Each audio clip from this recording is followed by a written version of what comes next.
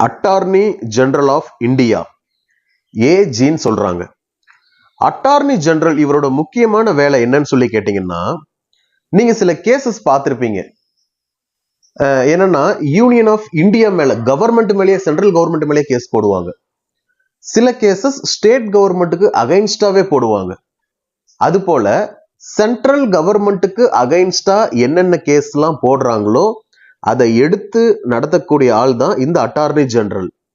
நல்லா புரிஞ்சுக்கோங்க, ஸ்டேட் கவர்மெண்ட்டுக்கு இல்ல, சென்ட்ரல் கவர்மெண்ட்டுக்கு அகைன்ஸ்டாவே ஒரு கேஸ் நீங்க போடுறீங்க அப்படின்னா, நம்ம ஒரு வக்கீலை வச்சு வாதாடுறோம், கவர்மெண்ட் ஒரு வக்கீலை வைக்கணும் இல்லையா?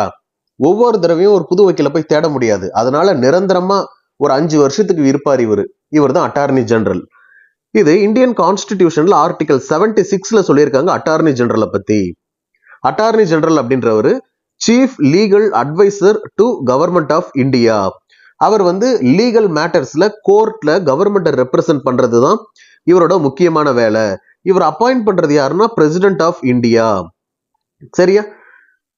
இந்த அட்டார்னி ஜெனரல் போஸ்டுக்கு வரணும் அப்படின்னா சுப்ரீம் கோர்ட் ஜட்ஜ் ஆகிறதுக்கு என்ன குவாலிஃபிகேஷன் இருக்கணுமோ அந்த குவாலிஃபிகேஷன் இவங்களுக்கு இருக்கணும். அடுத்தது கீ குவாலிஃபிகேஷன், முக்கியமான குவாலிஃபிகேஷன் என்னன்னா இவங்க சிட்டிசன் ஆஃப் இந்தியாவா இருக்கணும். ஹைகோர்ட்ல 5 வருஷம் ஜட்ஜா ஒர்க் பண்ணிருக்கணும். நல்லா புரிஞ்சுக்கோங்க, ஹைகோர்ட்ல ஜட்ஜா 5 வருஷம் இல்லைங்க, ஜட்ஜ் இல்லைன்னா வக்கீலா 10 வருஷம் ஒர்க் பண்ணிருக்கணும். ரெண்டுத்துல ஏதாவது ஒண்ணு இருந்தா இவங்களை அப்பாயிண்ட் பண்ணுவாங்க. இவங்களோட டென்யூர் அண்ட் ரிமூவல்லாம் என்னன்னு கேட்டீங்கன்னா, கேக் மாதிரியும் யூபிஎஸ்சி மாதிரியும் செக்யூரான டென்யூர்லாம் இவங்களுக்கு கிடையாது. எப்போனாலும் இவங்களை ரிமூவ் பண்ணிடலாம். பிரசிடென்ட் நினைச்சா எந்த டைம்ல வேணாலும் இவரை ரிமூவ் பண்ணிடலாம். செக்யூரான டேர்ம்லாம் கிடையாது. வழக்கமா ஒரு கவர்மெண்ட் எலெக்ஷனை முடிஞ்சு புதுசா வர்றாங்கன்னு வச்சுக்கோங்களேன், அந்த கவர்மெண்ட் சரி நமக்கு ஒரு நல்ல பிடித்தமான ஒரு ஆளை நியமிக்கலாம்னு சொல்லி ரெக்கமெண்ட் பண்ணி போடுவாங்க அட்டார்னி ஜெனரல்ல. அந்த கவர்மெண்டோட டென்யூர் அவங்களோட 5 வருஷம் பீரியட் முடிக்கிற வரைக்கும் இவர் அட்வொகேட் ஜெனரலா இருப்பாரு. அதுக்கப்புறம் அவங்க டென்யூர் முடிஞ்சிருச்சு அப்படின்னா புதுசா எலெக்ஷன் வச்சு புது கவர்மெண்ட் வரும். அந்த கவர்மெண்ட் என்ன பண்றாங்க, அவங்களுக்கு பிடிச்ச ஒரு அட்வொகேட் ஜெனரல் நியமிக்கிறாங்க. இதுதான் வழக்கமா நடந்துகிட்டு வருது. இவங்க not a government servant, government servant அப்படின்ற ஆம்பிட்டுக்குள்ள அட்டார்னி ஜெனரல் வரமாட்டாங்க. அட்டார்னி ஜெனரலோட முக்கியமான டியூட்டிஸ் அண்ட் ஃபங்க்ஷன்ஸ் என்னென்ன அப்படின்னா, கவர்மெண்ட்டுக்கு அட்வைஸ் பண்றது. லீகல் மேட்டர்ல கவர்மெண்ட்டுக்கு அட்வைஸ் பண்றாங்க. Advises the government of India on legal matters referred to him by the president. President இவங்களுக்கு ரெஃபர் பண்றாங்க அப்படின்னா அந்த லீகல் மேட்டருக்கெல்லாம் இவங்க அட்வைஸ் பண்றாங்க கவர்மெண்ட்டுக்கு. சரியா? இது இல்லாம அதர் லீகல் டியூட்டிஸ் என்னன்னு கேட்டீங்கன்னா, ஒரு சட்டம் வருதுன்னா சட்டத்தை டிராஃப்ட் பண்றாங்க.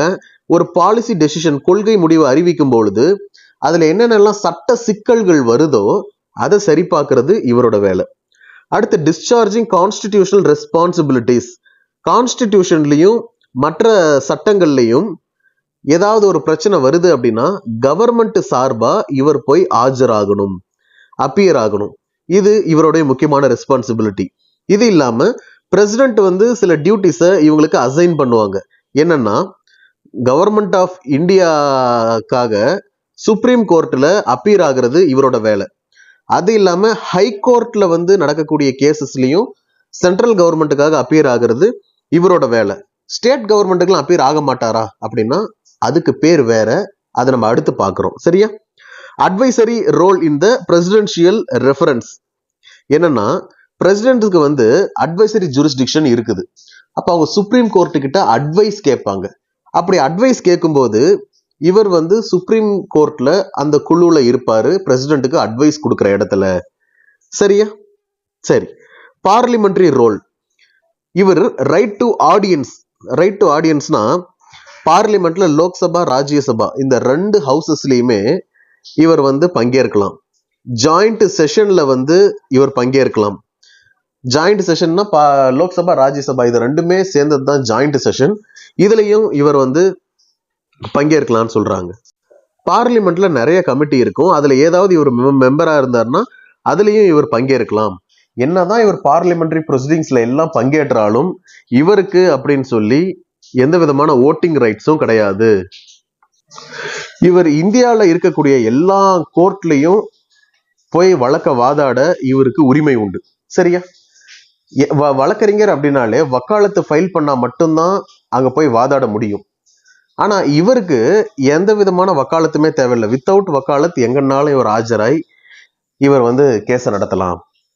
அடுத்தது லிமிடேஷன் ஆன் அட்டார்னி ஜெனரல். இவர் கவர்மெண்ட் ஆஃப் இந்தியாவுக்கு அகைன்ஸ்டா எந்த ஒரு கருத்தையும் தெரிவிக்க கூடாது. கவர்மெண்ட்டுக்கு அகைன்ஸ்டா கேஸை நடத்தவே கூடாது.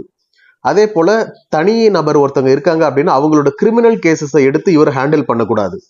கவர்மெண்ட் கம்பெனி, கார்பரேட் கம்பெனி ஏதாவது இருக்கு அப்படின்னா அதுல முக்கிய பொறுப்பை இவர் வகிக்கவே கூடாது. டைரக்டர், மேனேஜர் இந்த மாதிரியான பொறுப்புகளை வகிக்க கூடாதுன்னு சொல்றாங்க.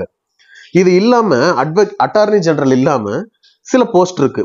Solicitor general, additional solicitor general, இதெல்லாம். சொலிசிட்டர் ஜெனரல் அப்படின்னா யாருன்னா இந்த அட்டார்னி ஜெனரலுக்கு அட்வைஸ் பண்றவர். அடுத்து அடிஷனல் சொலிசிட்டர் ஜெனரல் யார் அப்படின்னா சொலிசிட்டர் ஜெனரலுக்கும் அட்டார்னி ஜெனரலுக்கும் அட்வைஸ் பண்றவர் தான் இந்த அடிஷனல் சொலிசிட்டர் ஜெனரல். இதெல்லாம் கான்ஸ்டிடியூஷன்ல கிடையாது. கவர்மெண்டே ஒரு போஸ்ட் சும்மா கிரியேட் பண்ணி வச்சிருக்காங்க. சும்மா பண்ணல, ஒரு அட்வைஸ் பண்றதுக்காக இருக்கட்டுமே ஒரு எக்ஸிகியூட்டிவ் ஆர்டர் மூலமா இவங்க இதை வச்சிருக்காங்க. அடுத்தது advocate general of the state. இது இந்தியன் கான்ஸ்டிடியூஷன்ல ஆர்டிகல் 165ல சொல்லியிருக்கிறாங்க. அட்வொகேட் ஜெனரல் அப்படின்னா சீஃப் லா ஆஃபீஸர். ஸ்டேட் லெவல்ல எப்படி சென்ட்ரல் கவர்மெண்ட் லெவல்ல, யூனியன் லெவல்ல அட்டார்னி ஜெனரல் இருக்கிறாங்களோ அதை போலவே ஒவ்வொரு ஸ்டேட்டுக்கும் அட்வொகேட் ஜெனரல் இருப்பாங்க.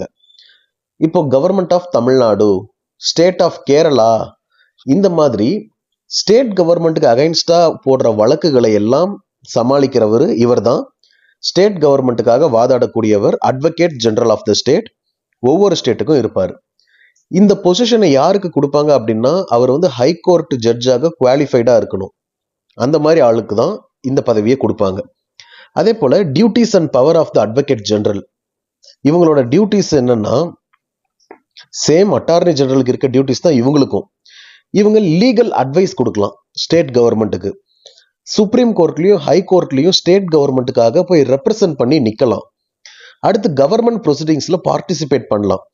ஸ்டேட் லெஜிஸ்லேச்சர்ல கவர்மெண்ட் ஒரு முக்கியமான ஒரு கொள்கை முடிவு எடுக்கும்போது அது இவர்கிட்ட கலந்து ஆலோசிக்கிறது, இந்த மாதிரியான வேலையெல்லாம்.